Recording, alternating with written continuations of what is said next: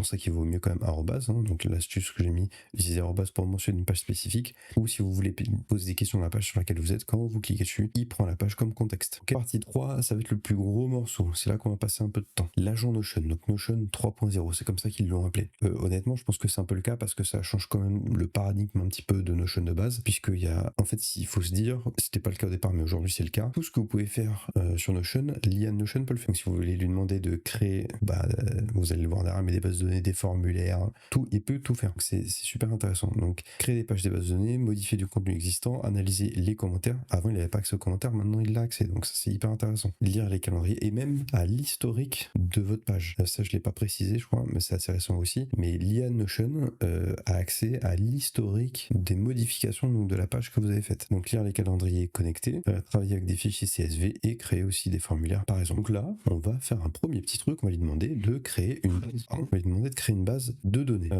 Du coup, on va aller là, on va faire une nouvelle discussion. J'ai pas besoin du contexte, je veux juste dire ça, crée-moi une base de données pour suivre mes lectures avec titre, auteur, etc.